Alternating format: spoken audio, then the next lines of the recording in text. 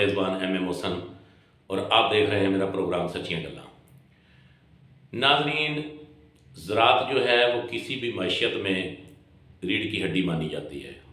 اور پھر پاکستان جیسے ملک میں زراعت پر معیشت کا انحصار 70% کے قریب ہے۔ آج کل پنجاب کے جو کسان ہیں انہوں نے اسلام آباد میں دھرنا دیا ہوا ہے، اور آج ان کے دھرنے کو 7واں روز ہے۔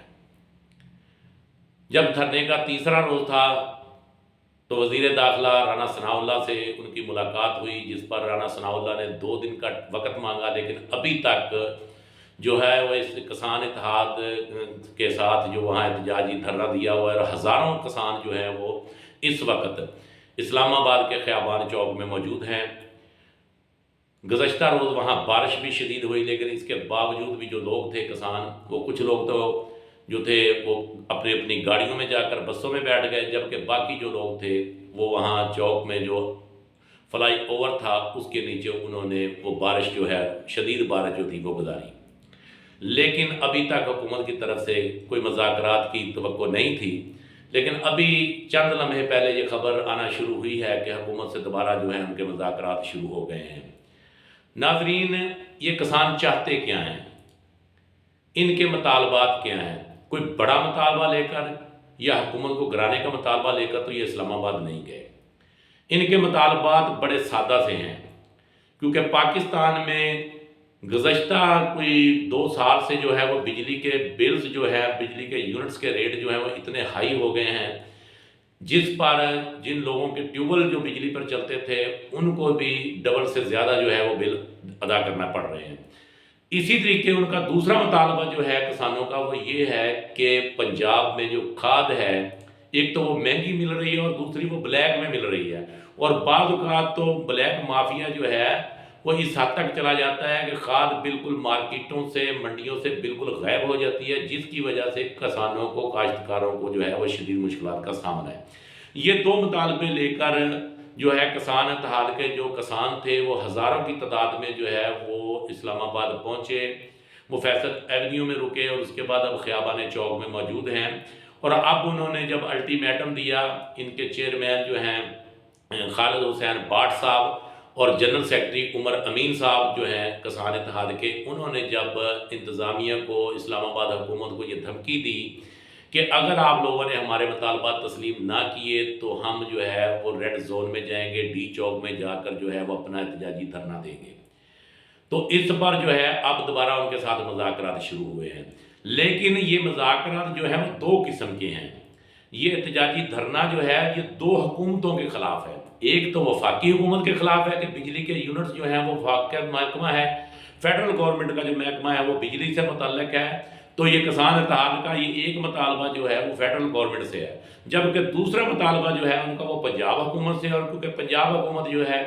وہ اس وقت پی ٹی آئی کی حکومت ہے، ملٹی حکومت ہے کاف لیگ اور پی ٹی آئی کی، جبکہ اس کو ڈیل جو ہے وہ بظاہر جو ہے وہ پی ٹی آئی کی حکومت ہی کہلاتی ہے۔ اس لیے کسان اتحاد کے جو عہدیداران ہیں اور جو وہاں کسان احتجاجی دھرنے پر موجود ہیں، ان کا یہ کہنا ہے کہ اگر ہمارے ان سے وفاقی حکومت سے مذاکرات کامیاب ہو جاتے ہیں تو اس کے بعد ہم بنی گالہ میں جو ہے وہ دھرنا دیں گے۔ اور گزشتہ روز جو تھا وہ 10 کے قریب بسیں بھر کر بنی گالہ بھی گئے احتجاج کرنے کے لیے، لیکن سیکورٹی حصار کی وجہ سے وہ بنی گالہ تک نہ پہنچ سکے۔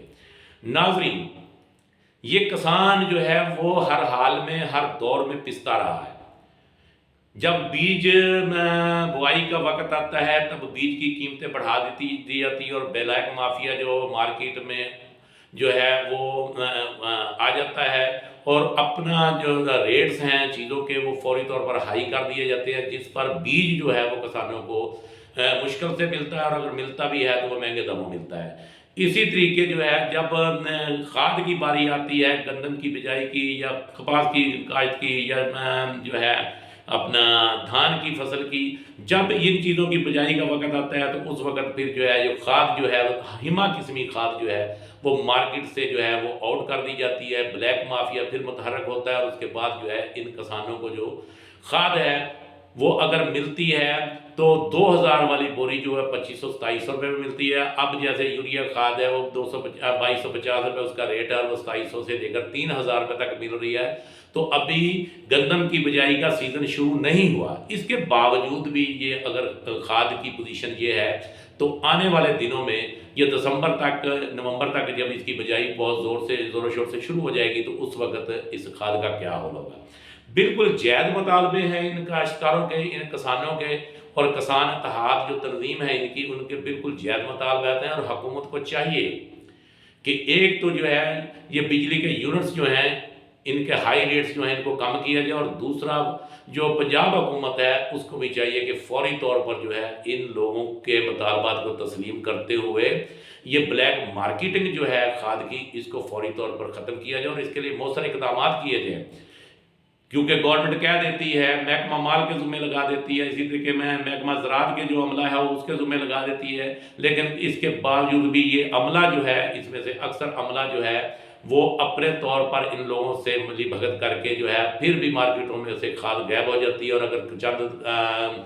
جو ہے کھاد کے ڈیلرز ہیں ان کو اگر جرمانہ کر بھی دیا جاتا ہے تو وہ جرمانہ جو ہے وہ آٹے میں نمک کے برابر ہوتا ہے، جس کی وجہ سے ان مافیات پر کوئی اثر نہیں پڑتا. اور یہ پھر جب مارکیٹ میں کھاد جو مہنگی ہو جاتی ہے تو پھر یہ کسان سے وہی اس کا خون نچوڑ کر جو ہے یہ جو جرمانے کی رقم ہے وہ بھی وہ لوگ جو ہے کھاد مافیا والے جو ہے کھاد ڈیلرز جو ہے وہ وصول کرتے ہیں. تو